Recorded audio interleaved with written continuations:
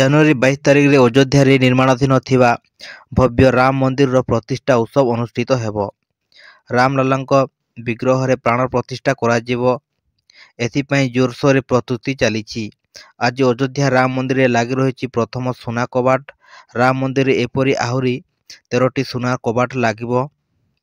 3 ଦିନ ଭିତରେ ଏହି ସବୁ ସୁନା କବାଟ ଲଗାଯିବ ବୋଲି ଜଣାପଡ଼ିଛି। ଗତକାଲି ଅଯୋଧ୍ୟାରେ ପହଞ୍ଚିଥିବା ଧ୍ୱଜଦଣ୍ଡ ଅହମ୍ମଦାବାଦ ଗୋଟାକରୁ 7ଟି ଧ୍ୱଜଦଣ୍ଡ ଆସିଛି। ଗୋଟିଏ ଧ୍ୱଜଦଣ୍ଡ 44 ଫୁଟର ହୋଇଥିବା ବେଳେ ବାକି 6ଟି ଧ୍ୱଜ 20 ଫୁଟ ଲେଖାଏଁ ରହିଛି। 44 ଫୁଟର ଧ୍ୱଜଦଣ୍ଡକୁ ଶିଖର ଧ୍ୱଜଦଣ୍ଡ ବୋଲି କୁହାଯାଉଛି। ଶ୍ରୀରାମ ମନ୍ଦିର ଚୂଡ଼ାରେ ଲାଗିବ ଏହି ଧ୍ୱଜଦଣ୍ଡ। ମୁଖ୍ୟ ମନ୍ଦିରରେ ଲାଗିବାକୁ ଥିବା ଧ୍ୱଜଦଣ୍ଡର ଉଚ୍ଚତା 44 ଫୁଟ ଥିବାବେଳେ ଏହାର ଓଜନ 5 ଟନ୍ ରହିଛି।